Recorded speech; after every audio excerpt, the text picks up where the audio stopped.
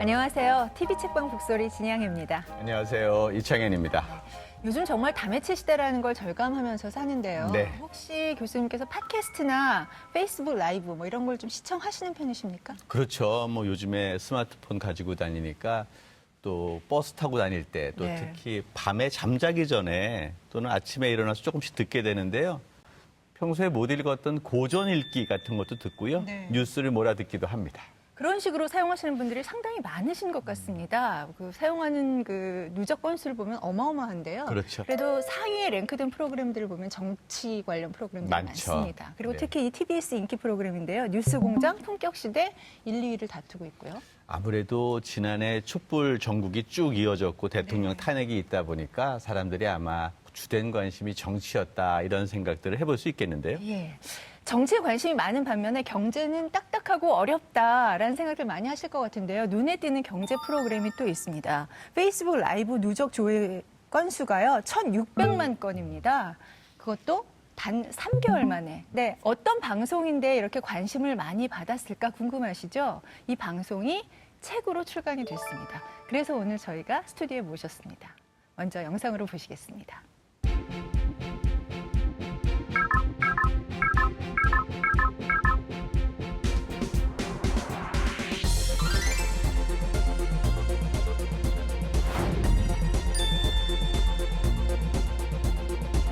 여기서부터 우리 얘기를 좀 풀어나가면 어떨까요? 그렇죠. 이제 그게 어떻게 보면 뭐 모르고 물어보신 거겠지만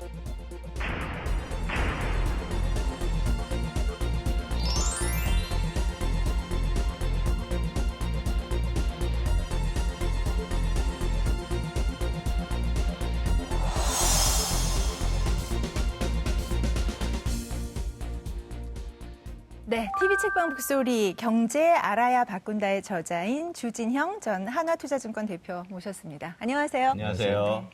요즘 인기를 좀 실감하십니까? 조금 그래요. 아, 실감하세요? 네. 주 대표님에 대한 그 관심도가 상당히 높던데요. 좀 어색하죠. 네. 그 책 날개예요. 저자 소개가 있어서 제가 좀 소개해 드릴게요. 주진형 경제학자 출신의 기업 경영인. 뭐 특별할 건 없죠. 이제 네. 뒤에 스스로 본인 소개하는 한 줄이 참 인상 깊습니다. 본인 말에 따르면 앞뒤 안 보고 뛰어내리는 게 특기다. 우리나라 재벌이 조폭 같다라는 발언을 하셨습니다. 앞뒤 안 보고 뛰어내리셨습니까? 글쎄요. 원래 이제 앞뒤 안 보고 뛰어내린다는 것은 이제 살면서 그 인생에서 어떤 새로운 뭐 도전이 있을 때 재밌어 보이면 일단 하고 보는 스타일이다 보니까 이제 그래서 이제 앞뒤 안 보고 뛰어내린다는 뜻으로 이제 얘기를 한 것이고, 청문회에서 조폭 그 얘기는 그 원래 예상하지 못했던 질문을 이제 손희연 의원이 하니까, 그러니까 이제 평시 생각하던 것이 이제 불쑥하고 나온 거죠. 근데 갑자기 대답을 하다 보니까 사실은 좀 부정확한 표현을 쓴 거예요. 말하자면 사람들은 이제 제 앞에 그 김승현 씨가 있기 때문에 그거에 연관을 해서 조폭이라는 것에 대해서 특별히 관심을 보였던 것 같은데, 제가 원래 하려고 했던 말은 이제 조직 범죄 집단이라는 표현이 아마 정확할 것 같아요. 근데 그렇게 말을 했어야 되는데 그게 말이 좀 짧게 조폭으로 나왔던 것 같습니다. 네. 청문회에서 그렇게 표현하셨으면은 훨씬 더 일파만파 파장이 컸을 것 같다는 생각이 드는데요. 사실은 이게 미디어 이벤트가 됐잖아요. 청문회라는 그렇죠. 게. 네. 그래서 이제 미디어 사실은 스타가 됐는데 일반 시청자들은 그렇게 본 것 같아요. 주 대표님이 있고 그 옆에 공교롭죠. 공교롭게 한화 김승현 회장이 그렇죠. 앉아 있었어요. 그게 몽따주가 돼서 오버랩이 되니까 그런 거죠. 아 이게 재벌의 총수 옆에서 재벌에게는 어쩌면 비수를 꽂는 듯한 이야기를 옛날 자회사 사장이 해? 뭐 그런 이런 거죠. 것들이 그런 있는데 본인이 얘기했을 때랑 나중에 그 녹화된 거 여러 번 방송에서 나왔잖아요. 네. 그거 다시 보실 때는 느낌이 어떠셨어요? 재벌 총수를, 우리나라 재벌을 갖다 실제로 옆에서 이렇게 보면 독특한 그 현상이 있거든요. 뭐냐면 그 사람의 정직성이라든가 이런 거보다는 충성을 하느냐 자기들한테, 그러니까 로얄티. 요새 이제 트럼프가 왜 너 나한테 로얄티를 갖다 보일 거냐 하는 것처럼 그거를 굉장히 우선시하고 그리고 조금이라도 자기 별거 아닌 것인데도 불구하고 자기들의 그 자그마한 지시를 조금이라도 어기면 불필요할 정도로 강한 제재를 하고 하는 걸 보면서 저 왜 저럴까 처음에는 그러다가 이렇게 생각하니까 저게 범죄 집단들이 저렇게 하잖아요. 이게 왜냐하면 자기들이 평시에 불법적인 일을 일상적으로 하니까 그것이 언제라도 드러나면 안 된다라는 불안감이 있으니까 그것에 대한 방패로서 평시에 그만한 그 강한 그 규제라고 하나 아니면 응징을 하는 그 심리적인 기제가 똑같다. 이제 그런 생각을 하게 된 거죠. 지금 사실 이제 저희가 이런 이야기로 시작을 하는 것은 오늘 모신 저자가 어떤 캐릭터인지를 좀 미리 시청자 여러분과 함께 공유하고 이야기를 나누면 좋을 것 같아서 그래서 뭐 고른 질문 중에 하나예요. 네. 근데 사실 그 청문회 한 장면은 그것 때문에 이제 영화 감독들이 화를 내기 시작을 했죠. 현실에서 저런 장면이 그대로 맞아요. 재현이 되니 누가 영화를 보겠습니까? 예. 일종의 이제 조직 폭력배들이 운영하는 방식과 똑같아서 일단 누구라도 한마디 말을 거역하면은 그거를 확실하게 응징을 해야 다른 사람들이 말을 따라간다고 생각하는 그런 논리가 있을 거라고 생각을 합니다. 그동안 사실 우리 문화에서는 한 번도 경험하지 못한 그런 장면이었거든요. 그 생경함이 분명히 있었고 약간 충격이 있었어요. 더불어 이어서 오늘 모신 주진형이라는 분이 어떤 분인지와 연관된 질문을 하나 더 드리겠습니다. 사실 이번 최순실 국정농단 사태의 그 핵심 사건이라고 할 수 있습니다. 삼성물산과 제일모직 합병에 관해서인데요. 많은 질문을 받으셨겠지만 22개 증권사 중에서 유일하게 그리고 2번이나 연속적으로 반대 보고서를 냈습니다. 전무후무합니다. 그거에 대해서 좀 여쭤볼게요. 아무도 안 하는 일을 왜 하십니까? 아무도 안 해서 한 거죠. 차라리 그러니까 그 삼성물산합과 이제 제일모직의 합병은 금융시장에 대해서 조금이라도 아는 사람이 보면 저것은 굉장히 불공정하고 불공평한 짓을 하는 것인데 그러면 당연하게 어지간한 합병이면은 찬반의 의견이 갈리기 마련이에요. 설사 정당한 딜이다 하더라도 그렇죠? 근데 아무도 아무 말도 안 하는 거예요. 네. 그러더니 좀 있더니 이제는 아예 동원을 해가지고 뭐 언론을 동원을 해서 그 거래를 찬동하는 옹호하는 사람들의 인터뷰 기사를 싣고 그다음에는 여기저기 그 옹호하는 컬럼들이 올라오고 이거는 이제 그걸 보면서 이건 너무 심하다. 근데 이제 그래도 뭐 증권사에서 조금 뭐 얘기가 좀 있지 않을까 싶어서 저희들도 뭐 굳이 먼저 나가 쓰고 싶은 생각은 안 했는데 근데 한 달이 지나도록 아무도 뭐 입 뻥끗하는 것도 없고 하나같이 뭐 심지어는 어떤 증권사 사장은 지가 인터뷰하러 나와가지고 뭐 잘하는 딜이다라고 뭐 팔고 앉았고 그래서 일종의 이제 심통이 난 거죠. 이게 뭐야? 이게 다른 나라 사람이 보면 얼마나 이게 한국 사람을 우습게 볼 건가 그런 생각을 하게 돼서 어떻게 우리라도 쓰자. 그랬더니 이제 담당하는 그 리서치 쪽 사람들이 좀 곤란해 하더라고요. 처음에는 겁을 내고. 그래서 그래도 해라. 안 하면은 그건 직무유기고 그리고 두고두고 창피하다. 뭐 그런 얘기를 갖다 이제 했죠. 근데 일각에서는요, 왜 엘리엇이라는 헤지펀드에 대해서 국민연금이 삼성을 좀 지켜야 된다. 이런 그 의견들이 많았잖아요. 지켜야 한다라는 게 굉장히 저는 강한 표현이라고 생각을 했거든요. 그게 엘리엇이 요구한 것은 합병 너무 싼 값에 하니까 우리는 반대한다예요. 그런데 이제 그 사람들이 플러스 만약에 반대하는 걸 떠나서 합병을 하지 않는 것 플러스 합병하지 말고 당신들이 갖고 있는 전자주식을 차라리 팔아가지고 그걸 주주한테 나눠줘라.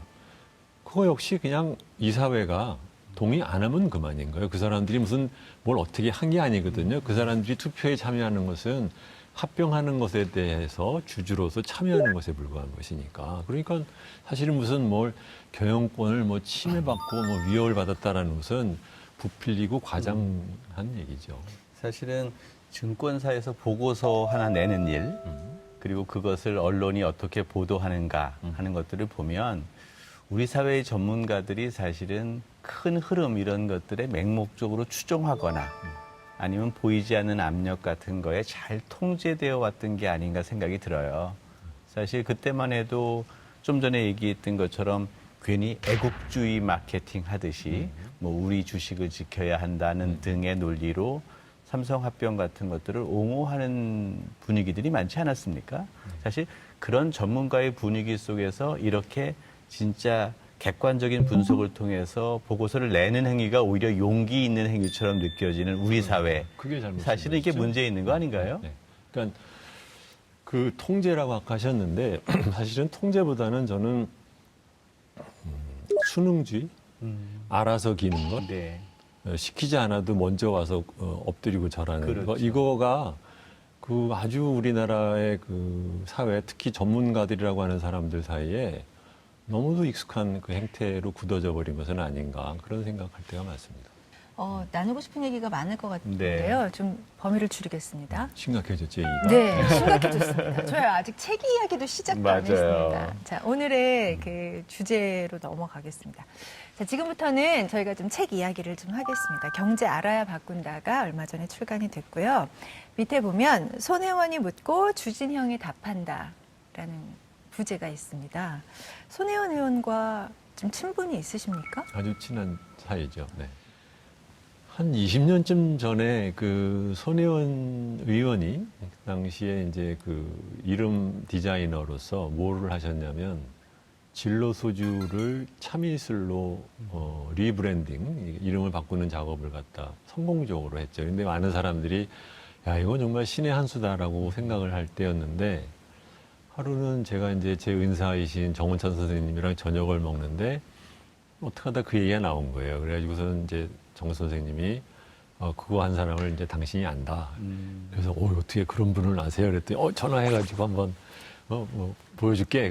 그래서 이제 만나게 됐는데 저는 이제 손혜원 씨의 그 씩씩한 것 그리고 그게 굉장히 말하자면 매력적이었고 좋고 또 그냥 굉장히 이타적이에요. 제너러스한 스타일이고 그분은 또 이제 말하자면 그 소위 기업 쪽에 있는 그 모범생이랑 좀 다른 독특한 스타일인 저가 좀 신기하거나 흥미로웠고 그러면서 서로 이제 친하게 됐어요.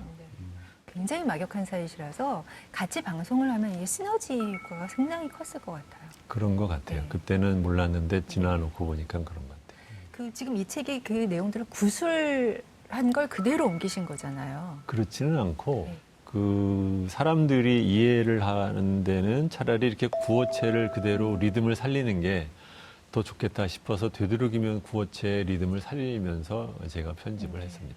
근데 저같이 경제 문외한 사람은 읽기 편하더라고요. 그렇죠. 네. 사실은 이게 구호기 때문에 인기를 끌고 있는 것 같아요. 그런 것 사실은 같아요. 네. 주 대표님이 이걸 서재에서 아주 어려운 문자의 담론으로 책을 썼으면 아마 일수에도 잘 안 나가지 않았을까. 그런데 사실 손혜원 의원이라 하십니다. 한 2세까지. 근데 손혜원 의원이라고 하는 아주 가까운 사람과 가까이 이야기하는 모습을 그렇죠. 사실 몰래 듣는 그런 거죠. 그런 페이스북 라이브의 특징이 있거든요. 그런 거죠. 그래서 네. 몰래 듣기라는 게 이제 몰래 보기는 영화고 몰래 듣기는 라디오인데 그 라디오의 연장이 아닌가 생각이 들고요. 나는 오히려 정리를 안 했기 때문에 이렇게 잘 팔리고 많은 사람들이 열광하는 거다라는 생각이 들고 그래서 오늘도 어쩌면 라이브 방송 하듯이 얘기해 주시는 주 대표님의 이야기를 시청자들이 원하지 않을까 싶은데요. 네. 뒷얘기 좀 해주세요. 시작을 하고 보니까 이제 저도 깜짝 놀랐던 것이 손혜원 씨가 경제를 전혀 모르세요. 그러니까 본인은 그 디자이너로서의 전문성은 뛰어나시지만 일반 사람과 마찬가지로 경제에 대해서는 거의 문외한에 가까우세요. 근데 보통은 이제 그런 사람들은 자기가 기가 죽어서 쭈삣쭈삣거리고 잘 질문도 못하지만 또 나름 인생을 산 내공은 있잖아요. 그러니까 맥을 집어서 대화를 끌어내는 능력은 상당하시더라고요. 제가 이 경제 알바 시작하면서 그 공 선생하고 해보고 싶은 얘기가 있습니다. 이 청년 문제를 경제학자가 보는 그 해법. 우리나라 청년들의 삶이 참 어렵지 않습니까? 근데 이 상황에서 주 박사님 어디서부터 시작할까요? 고참 제일 어려운 문제부터 시작을 해가지고 그래서 이제 얘기를 하는데 워낙 모르니까 라이브로 지금 방송은 돌아가고 있는데 불친절하게 그것도 몰라요 할 수도 없고 알아들으셔야 그 다음 질문을 그분이 하실 수 있으니까 최대한으로 그분이 알아들 수 있게 제가 친절하게 설명하게 되고 그것이 말하자면은 다른 사람이 보기에는 이해하기 좋은 방송이 되었고 이제 그게 하나 있고 두 번째는 하는 도중에도 가끔가다 또 좀 당신이 좀 아는 거가 나온다 싶으면 막 또 산으로 끌고 가요. 네. 그리고 이제 저는 이제 못마땅해가지고서는 찌푸리거나 아니면 이제 퉁을 주면 보는 사람들은 저 양반들 저러다가 싸우는 거 아닌가 싶으니까 약간 아슬아슬한 그 긴장감의 재미도 있었던 것 같고 그런데 또 싸우지 않는 뭐라 그럴까 그 남매가 뭐 티격태격하는 그런 것도 약간은 잔재미로 느껴지지 않았을까. 근데 저는 호칭이 있잖아요. 네. 그것도 뭐 주 대표님 부를 수도 있고 주진영 박사 뭐 이렇게 부를 수도 있고요. 그런데 공선생이라고 한 거예요. 네. 이게 공자의 공선생인지 이 뜻이 뭡니까? 그게 빌공자 공 선생인데요. 네. 네, 근데 왜 그렇게 하게 됐냐면은 옛날에 그 한겨레 논설 주관하시던 그 김선주 씨가 저랑 잘 아는데 그분이 이제 제 별명을 한번 공선생이라고 지어주신 적이 있으세요. 근데 그게 왜 그러냐면 이제 당시에 제가 다니던 회사를 제가 그만두고 놀고 있었거든요. 그래서 좀 약간 일반적으로는 좀 안 하는 짓을 제가 한 건데 그리고 같이 히말라야 여행도 같이 다녔고 그랬는데 얘기를 해보시더니 이거 한국 남자 일반적인 중년 남자들 같지 않게 돈이나 출세에 전혀 관심이 없는 스타일이다. 넌 독특하다. 이제 그런 뜻으로 이제 빌공자를 붙여서 이제 공선생이라고 이제 부르셨는데 그거를 부르라고 하면 소위 쉽게 대치가 되잖아요. 입에서. 그렇죠? 네. 그래서 공선생으로 불러 주십시오. 이제 그렇게 한 겁니다. 근데 진짜 그러세요? 출세나 뭐 권력? 욕망 그런 그런 게 관심 없으세요? 조금. 근데 뭐 별로 관심이 이렇게 없는 편이에요. 네. 네. 네. 예. 뵙는 모습도 네. 좀 클로즈업 좀 해주세요. 너무 맑고 깨끗하고 막 이런 느낌들이 오지 않아요? 아니 교수님 무슨 방송을 통해서 애정 표현을 하십니까? 아니 그래서 이런 거 잘 잡아야 돼요. 아니 방송을 통해서 질투를 하십니까? 제가 원래 질투가 제 전공입니다. 네.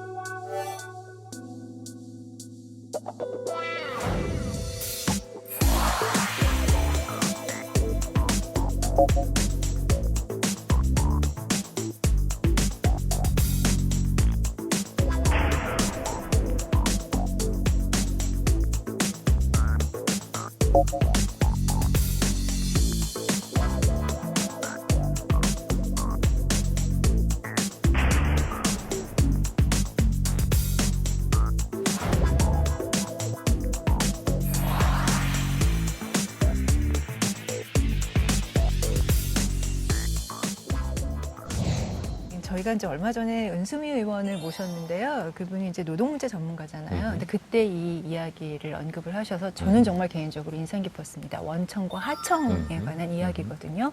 근데 사실 그런 식으로 우리가 우리 경제를 보지 않았던 것 같아요. 지금까지 볼 수가 없었던 건지 모르겠지만 그 부분에 대해서 좀 자세하게 설명을 좀 해주십시오. 네. 제가 이제 96년에 한국에 돌아왔어요. 거의 40이 다 돼서 이제 돌아왔는데 제가 갖고 있던 그런 경험으로 봐도 굉장히 한국 사회는 독특한 사회인 거예요. 그러니까 아주 이상한 현상이 있는데 권력이 집중되어 있다. 권력이 단순하게 정치 권력만이 집중되어 있는 것이 아니라 이 실제로 국가를 운영하는 데 있어서도 관료들한테 지나치게 권력이 위임돼 있어서 있고 그 다음에는 다른 나라 사람들보다 훨씬 우리나라 사람들이 그 신분제적인 반상 의식이 굉장히 강하다. 네. 그런 생각도 굉장히 하게 되었고 그래서 이제 이렇게 그런 걸로 엮다가 보니까 그것을 이제 사람들한테 하나의 말로 상징적으로 표현하기 좋은 것이 원청과 하청이라는 표현을 하면 거의 모든 것이 그대로 연결이 되더라. 이제 그렇게 생각을 해서 원청, 하청이라는 얘기를 하게 된 거죠. 근데 보통 사람들은 원청, 하청이라고 하면은 기업 간에서의 대기업과 뭐 하청 기업 사이의 원청, 하청이라고 생각하는데 꼭 그것만이 아니라 국가 운영이나 뭐 학교나 뭐 너무도 보편화돼 있다라는 느낌을 굉장히 강하게 가졌어요. 그래서 이제 원청과 하청이라는 걸 얘기해요. 그러니까 정규직, 비정규직으로 나누는 구분도 있고, 뭐 재벌과 중소기업을 나눌 수도 있고 한데 사실상 그 본질은 원청과 하청이다. 근데 이것이 사실은 경제적 개념이었는데 되게 사회적 개념으로까지 확장시키시는 것 같아요. 네. 사실은 어떻게 보면은 민주주의의 결핍이라고 볼 수 있는 거죠. 이제 최근에 문 대통령께서 그 60 민주항쟁 그 기념사에서 맨 뒷부분에 그 말씀하셨죠. 그러니까 말하면 일상에 스며 있는 비민주적인 그런 요소들도 우리가 해소를 해야 된다라고 말씀하셨잖아요. 그게 말하자면 이거죠. 그러니까 소위 말하면 어느 정도는 그러니까 조직의 효율이라든가 아니면 사회 조직상 리드를 하는 사람이 있고 그 사람한테 좀 더 많은 권한을 줄 수는 있지만 그렇다고 그 리드를 당하는 사람한테 이렇게까지 아무런 권한이 없게 운영하는 것이 사회 전반에 퍼져 있는 것은 굉장히 안 좋다고 생각하는데 그것이 말하자면 이제 하청이라는 개념으로 설명이 된다. 이제 그런 얘기. 사실 우리나라 노조들 이제 얘기를 좀 한번 해봤으면 좋겠는데요. 노조 그러면은 되게 아주 상징적으로 여러 가지 이제 투쟁들을 많이 해왔던 것 같은데 그 목소리들이 대부분 다 정규직에 노조 가입되어져 있는 전체 인구를 보면 10%도 안 되는 네. 그런 쪽의 의견은 반영이 되고 나머지 90%는 노조가 없거나 비정규직인 사람들이 많은 거예요. 그러니까 사실 조직은 있지만 대표성이 좀 떨어지는. 그렇죠. 그래서 정책 기반도 사실은 정당에서 노조랑만 하게 되면 오히려 90% 이상은 외면하는 결과를 초래할 것 같은데 어떻게 좀 극복을 해야 될까요? 그것이 문제라는 것을 인식을 하는 것부터 시작을 해야겠죠. 근데 그것에 대한 인식 자체가 이렇게 말씀을 드릴게요. 그러니까 제가 이제 와가지고서는 봤던 이상한 한국적인 상황 중에 하나가 자본주의 어느 국가나 경기의 부침에 따라서 기업이 자기 고용 인원을 줄이는 일은 늘상 있는 일이에요, 어느 나라나. 근데 그리고 노동자가 거기에 대해서 저항을 하거나 반발을 한 것도 뭐일 수 있는 일이에요. 근데 그 저항이나 반발의 정도가 한국처럼 이렇게 극렬한 나라는 없어요. 그게 왜 그런 거냐? 그거를 생각을 해보니까 결국은 뭐냐면 그 아까 말씀드린 10%에 해당되는 원청 부분에 있는 사람들이 자기의 그 생산성에 비해서 훨씬 더 많은 보수를 받으니까 그리고 그 원청 부분에서 떨어져 나가면 그러면 이제 하청으로 들어가야 되면 그러면 소속이 변경되는 것만으로 소위 양반에서 상놈이 되는 순간 사람은 똑같은데 자기의 벌이는 반으로 줄어들으니까 그러니까 그만큼 더 많은 저항하고 하는 거죠. 그러면 그것을 어떻게 풀 거냐? 뭐 기계적으로만 말씀을 드리면 원청에 있는 사람이 자기의 임금이 올라가는 것을 억제를 한다. 말이 쉽지 그렇게 안 하겠죠. 하청 부문에 있는 사람의 월급을 올려준다. 그런데 사실은 하청 부문에 있는 기업주도 영업이익률이 원청 부문보다 훨씬 떨어져요. 그러니까 그 사람들도 줄 수가 없죠. 그럼 세 번째 방법으로는 원청에서 하청한테 좀 값을 좀 후하게 쳐주면 좋지 않냐. 그러면 하청의 기업주는 더 좋게 받은 가격으로 직원한테 월급을 올려준다는 보장이 있나요? 개인에게만 불릴 수 네. 있겠죠. 그러니까 사실은 이게 쉽지가 않은 문제예요. 그래서 이것을 저는 이제 오랫동안 생각했을 때 이게 딱히 만족스럽지는 않지만 결국은 전체적인 사회적인 보상에서의 차별, 국가가 제공하는 사회복지의 수준을 올려서 차근차근 그 차이를 줄이면 그러면 원청 부분에 있는 노동자들이 구조조정이라든가 아니면 감원에 대해서 그러니까 그렇게 극렬하게 그 저항을 할 인센티브가 그만큼 줄고, 두 번째로는 하청 부문에 있는 사람도 조금 더 안정된 생활을 할 수 있으니까 기업주도 마찬가지고 훨씬 더 생산성을 오래 일을 해야 네. 생산성이 올라가니까 네. 그래서 하청 부분에 있어서 생산성 향상도 좀 도모할 수 있는 거 아니냐 네. 그런 생각을 저는 합니다.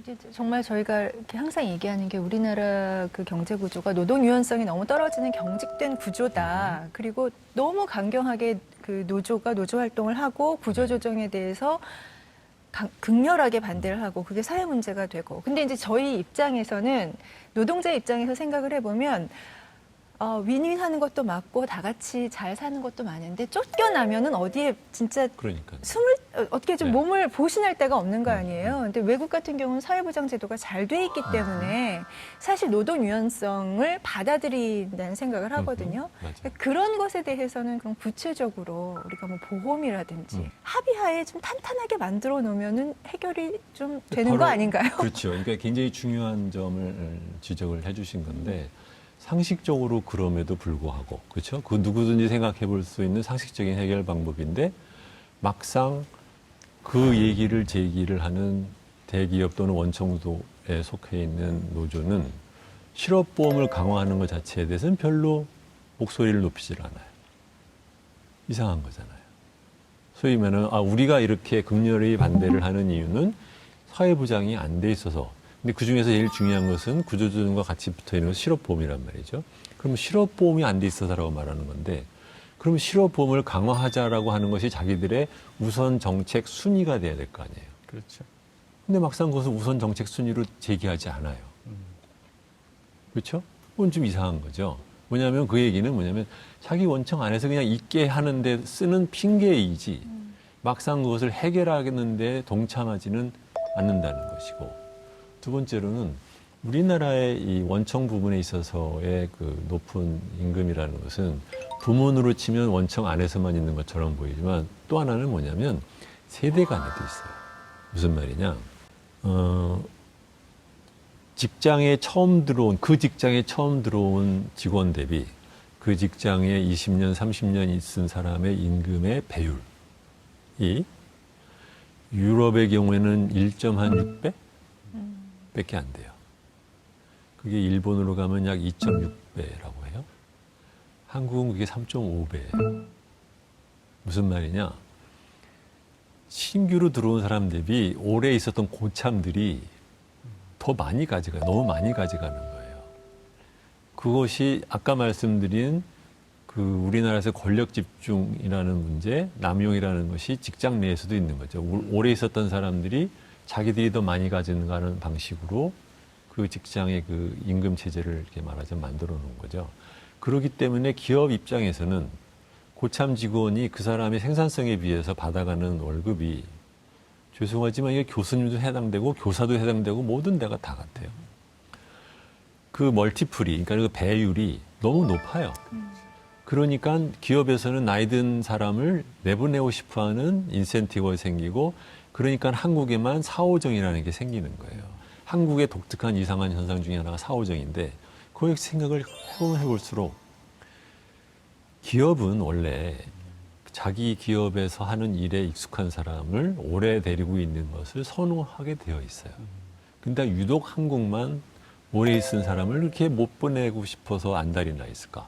왜 그러냐면 그 사람들이 두 가지죠. 하나는 자기한테 주어진 일을 아랫사람한테 미루고 안 하는 경향들이 있고 두 번째로는 그 사람이 생산성에 비해서 너무 많은 월급을 받아가니까 기업에서는 무슨 핑계를 써서라도 그 사람을 내보내고 싶어 하는 거예요. 자, 그러면 그렇게 해서 억지로 높은 임금을 받다가 나가서 45세 자영업자 되면 그러면 그 사람이 그동안에 쌓아놨던 자기의 기술은 다 쓸모가 없어지고 국가 전체적으로는 손해고 그 사람도 불행하고 이거는 우리가 만들어 놓은 덫이에요.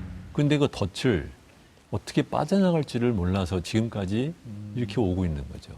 그러니까 이건 큰 문제입니다. 근데 그래서 이 원청과 하청의 이슈, 그다음에 원청 안에서의 그 주니어와 시니어, 그러니까 젊은 층과 나이 든 층 사이에서의 그 임금 배수, 이거 임금 배수는 왜 이렇게 되느냐. 이제 얘기를 그렇게 하나씩 들어가면 이거는 왜 그러냐. 그러면 이게 연공급 때문에 그래요. 나이만 먹으면 꼬박꼬박 자동적으로 올라가다 보니까 월급이 나중에 나이가 많은 사람들은 높은 거죠. 호봉제를 그렇습니다. 채택을 할 경우가 네. 그런 거죠. 연봉서열이라고 네. 하는 게 그런 다른 거죠. 거죠. 네. 그러니까 특히 우리나라 생산직에서는 지금도 거의 70~80%가 그 서열의 연공급을 갖다 갖고 유지하고 있거든요. 사무직은 조금 좀 달라졌는데. 자, 그러니까 사실 핵심은 정규직, 비정규직의 문제도 아니고 네. 사실은 이 지나치게 오래 있은 사람한테 임금 배율이 높아지어 있는 현재의 우리나라 연공급 제도를 어떻게 해결할 거냐가 사실은 핵심이에요. 그거를 해결 안 하면서 다른 그 무엇을 해도 아무 소용이 없는데 막상 기업이나 노동자나 그것을 하기 위한 직무급 제도로의 전환, 연공급을 벗어나서 자기가 하는 일이 다르면 다른 연봉을 받는 그 제도로 넘어가는 것을 서로가 안 하고 있어요. 노동자는 왜 안 하느냐? 그 연공급에 의한 자기의 기득권을 오래 있었던 사람들이 놓고 싶어 하지 않으니까 그 직무급 도입을 별로 안 좋아하고, 기업은 연봉이 높으니까 어떻게 했느냐? 아니면 사오정 플러스 뭐가 있냐면 자기한테 있어서 비핵심 업무에 해당되는 것들은, 또는 부가가치 낮은 그 소위 말하자면 이제 저숙련 노동은 하청을 주거나 외주를 주는 걸로 해결을 하면 사실 더 간단해요.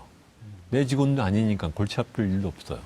소위 인간이라는 것은 뭐들 쉬운 방법이 있으면 그거부터 하잖아요. 굳이 어려운 걸 잘 안 하고. 두 번째로는 바꿔야 되는데 바꾸는 과정에서 내가 손해를 봐야 되면 또 안 하고. 이 두 가지가 겹치다 보니까 우리나라가 IMF 위기 이후에 계속해서 부채에 의해서만 버틸 수 없는 상황이 됐음에도 불구하고 노동시장은 연공급의 고착과 하청 외주의 만연으로 가버린 거예요. 그러니까 이런 말씀을 들으면 이제 불편한 나이가 됐어요, 저는. 벌써 뭐, 나이가 그렇게 가만히 계시지만 가장 불편하지 않으세요? 됐어요? 네, 지금 불편해서 지금 꼼짝 못하고 예. 있습니다. 근데 이제 사실 이런 문제를 테이블에 올려놓고 이야기하기가 두렵죠. 그리고 뭔가 모르기 때문에 내가 이렇게 증거를 놔야 되는 거기 때문에 두려운 게 아닌가 하는 생각이 좀 그렇죠. 들고요. 근데 이제 직장 민주화라는 챕터를 하나 맞아요. 쓰셨어요. 그래서 관련해서 네. 연관이 있을 것 같아서 제가 좀 내용을 좀 발췌해서 네, 엑기스만 발췌해서 재밌게 조금 읽어드리면, 근데 이게 저도 이제 이게 참 찔리는 나이가 돼서 이게 오늘도 제가 막 저희 막 AD, FD한테 막 뭐 부탁하고 그랬는데 그럼에도 불구하고 제가 읽어드릴게요. 사람은 누구나 기왕이면 편하고 싶잖아요. 그런데 권력이 지나치게 위에 몰려 있고 그 사람이 권력을 남용하면 당연히 아랫사람을 착취하게 되어 있습니다. 제 얘기는 우리나라가 그렇게 되어 있고 그 권력을 가진 윗사람은 막상 전문성이 떨어진다는 말입니다. 나이가 든 사람의 지적 생산성이 떨어지는 건 생리적으로 어쩔 수 없는 면도 있습니다. 그러나 우리나라는 나이 든 층이 너무 많은 권력과 보상을 누리고 있습니다. 게다가 그 방식도 너무 착취적입니다. 위계 질서를 지나치게 남용하죠. 군대 내무반 문화가 사회 전체를 휘어잡고 있습니다. 왜 직장을 민주화해야 한다고 말할까요? 자리가 높다고 권력을 독점하고 힘든 일은 아랫사람에게 맡기고 자기는 편하게 지내면서 실적만 다그치는 식으로 조직을 운영하는 방식, 이제 그만둬야 할 때란 얘기입니다. 이게 어디 안 소속해 계시고요. 또 외국에 오래 갔다 오셨기 때문에 이렇게 마음껏 얘기하실 수 있는 게 아닌가 하는 맞아요. 생각이 드는데, 사실 얼마 전에 우리 연세대학교에서 조그만 폭발물 사건이 있었고 그게 교수와 대학원생 간의 어떤 나름대로의 이 불편함에서 비롯됐다고 나타났잖아요. 저는 사실 그런 게 우리 사회의 모든 곳에 있는 게 아닌가. 만연해. 병원에서는 병원의 뭐 인턴과 레지던트와의 관계, 또 의사와 간호사의 그렇죠. 의사와 간호사의 간호사 관계. 안에서도 고참 간호사와 신진 그렇죠. 간호사의 정규직과 비정규직의. 또 대학 교수는 또 석사, 박사를 하고 있는 학생과의 권력 관계 이런 것들이 다 만연한데 누구나 다 이런 조직의 문제는 제일 마지막에 얘기하거나 외면하는 거예요. 다들 정치적인 외압과 또는 학교 재단의 어떤 불편함 이런 것들은 자신 있게 얘기하지만 정작 우리 생활의 발견을 이야기하는 부분에서는 다 침묵하고 나니까 자기가 잠재적인 가해자가 될 수 있으니까. 그렇죠. 시도해 보셨습니까? 이런 조직을 좀 받고 이런 문화들을. 그럼요. 예, 그러니까 방금 말씀하신 것처럼 소위 말하면 직장 내에서의 갑을 관계가 생기는 이유는 을이 그 관계를 끊을 수 있는 권리를 안 갖고 있기 때문에 생기는 문제잖아요. 그렇죠? 사실은. 네. 네. 갑은 을과의 관계를 끊을 수 있는 자유권이 있어요. 근데 을은 갑과의 관계를 내가 끊을 수가 없어. 끊으면 자기의 보상이 확 내려가니까. 네. 그래서 제가 생각한 것은 뭐냐면 을한테 선택권을 주자. 끊을 수 있는 권한을. 조직 내에서. 어떻게 하냐면 잡마켓이라는 제도를 들여왔어요. 뭐냐면은 우리나라의 많은 조직은 그 사람이 어디 부서에서 일하냐는 것은 상사와 인사부가 정하지 네. 자기가 갖고 있는 권한이 별로 없어요. 그렇죠. 즉, 갑을 관계, 내 부장과 내 부서장과의 관계가 나빠도 어디로 못 가. 그렇죠? 그런데 제가 이게 잡마켓 제도를 드린 것은 뭐냐면 어느 부서에서 증원을 하거나 아니면 충원을 해야 될 경우에 이거 사람을 더 들이거나 아니면 사람이 나가서 더 하나 다시 박아야 될 때 부서장과 인사부서가 지들끼리 숙덕숙덕해서 사람을 어디로 데려가고 하지 못하게 하고 공개적으로 공고를 하게 했어요. 네. 여기 이런 자리가 있는데 직급은 이 정도면 되고 무슨 경험이 있으면 되고 이렇더라. 적어놓게 하면 공개적으로 공개를 해요. 그러면 회사에 있는 모든 직원이 그것을 보고 응모를 할 수 있어요. 응모를 했을 경우에 인사부가 개입하지 않고 해당 부서에서 그것도 부서장이 혼자 결정하는 것이 아니라 부서에 속해 있는 모든 직원이 같이 인터뷰를 해서 캔디데이트를 후보를 2명 정도 이렇게 고르면 그 중에서 부서장이 낙점을 하게 하는 방식으로. 그렇게 되면 어떻게 되느냐. 자기 소속의 부서장이랑 사이가 나빠. 자기는 일을 잘할 수 있는데 뭐 나한테 고가를 나쁘게 준다든가 아니면은 일을 갖다 너무 심하게 뭐 부려먹는다든가 할 경우에는 그러면 다른 부서로 기회가 됐을 때 옮겨버릴 수가 있는 거예요. 사실 부서장하고 사이 안 좋으면은 밑에 사람 정말 지옥이죠. 그럼요. 그거 정말 힘든데 지금 같은 만약에 잡마켓이 일반화되면 또 부서원 간의 사이도 좋아야 하니까 그래야 되니까 그 조직에서 내가 그렇죠. 같이 일하는 게 받아들여질 수 있으니까 굉장히 원만한 관계를 가지려고 노력도 하고 조직 만족도가 되게 높아질 것 높아질 것 같아요. 같아요. 그렇습니다. 네. 그 이런저런 제도를 시도를 했었는데 직원들한테 가장 그 호평을 받았던 제도가 잡마켓. 예. 이랑 그다음에 이제 직원 역량 강화를 해주는 그 프로그램이었는데요. 잡마켓을 통해서 구조조정 이후에 한 1,100명 정도 있었던 회사에서 2년 사이에 200명이 부서를 옮겼어요. 자, 그렇게 되니까 예. 부서장이 긴장하는 거예요. 자기가 못되게 굴면 똑똑한 놈일수록 쉽게 딴 부서로 가. 자기는 일 못하는 직원만 데리고 있게 되고 뭐 충원을 하려고 공고를 해도 좋은 직원은 안 와. 그 사람에 대한 소문이 다 퍼져 있으니까. 그러니까 어떤 그 책임자의 리더십과 어쨌든 능력을 향상시키는 그런 장점도 그렇죠. 생기겠네요. 네. 그리고 네. 그 리더십에 대해서 아래 직원들이 숫자로 평가를 해서 익명으로 저는 그거를 공개를 했어요. 상호평가. 상호평가인데 상향평가인데 네. 저를 포함해 사장을 포함한 모든 임원에 대해서 밑에 있는 모든 직원들이 평가하도록. 저 사람을 나 다른 사람한테 보스로 추천을 하겠느냐에 대한 뭐 스코어를 하게 해서 그거를 합산해서 평균 점수를 내서 그거를 사장과 임원은 모든 직원한테 그냥 완전히 공개를 해버렸고 그러면 이제 임원 중에서도 그 평가가 나쁜 사람이 누군지를 전사가 모든 사람이 알아요. 적어도 근데 뭐 여러 가지가 노이즈가 많으니까 정확하게 그게 뭐 원투원으로 그 매치가 되지는 않지만 적어도 저 위에 점수를 받은 임원이 누구고 그렇죠. 제일 밑에 있는 임원이 누구라는 것은 다 알죠. 네. 두 번째로 부서장의 경우에는 그 부서장이 위에 있는 임원과 부서장 사이에는 알려줬어요. 그러면 부서장들 사이에서도 누가 리더십 평가에서 아래 직원들한테 좋은 얘기를 듣는지를 서로가 아는 거죠. 그러면 그 중에서도 가장 밑에 바텀 20%, 밑에 20%에 있는 부서장은 압력을 느끼지 않을 수가 없어요. 긴장을 느끼겠네요. 그리고 그것이 1년에 2번씩 했는데 2번 연속 또는 3번 연속 되면 당연히 임원이 됐든 누가 됐든 그 사람 보고 너 부서장 그만둬야겠어 라고 얘기를 할 거 아니에요.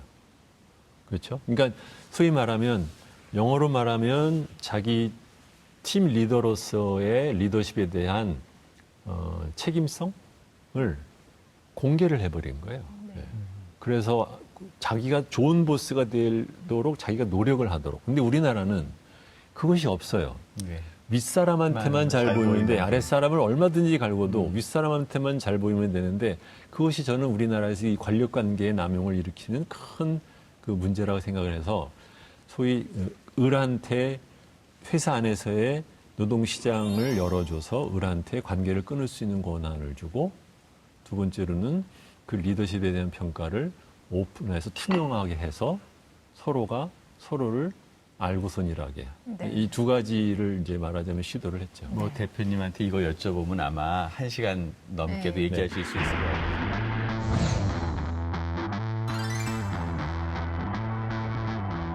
주문에서 나가나 오롯주문에서 나가나 아무래도 돈은 나가고 있어. 국민연금에 대해서는 우리나라 국민들이 너무도 깊은 오해를 하고 있어서 그렇게 하니까 확 와닿는데. 우리나라에서 가장 돈 많은 사람들이 뭐 하는 거예요? 무슨 소용이 있어? 아무런 의미가 없는 거죠. 시끄럽기만 하지. 네. 저는 제가 제일 싫어하는 말이 네. 빨리 취소하세요. 빨리 알겠습니다. 사과하세요. 전 얘기만 하면 아주 감정적이 되는 거예요.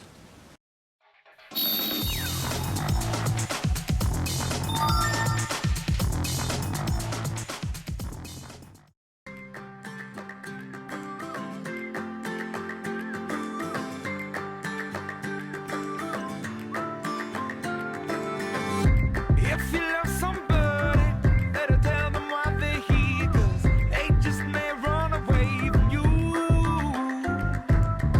You'll never know quite when, well, then again it just depends on how long your time is left for you.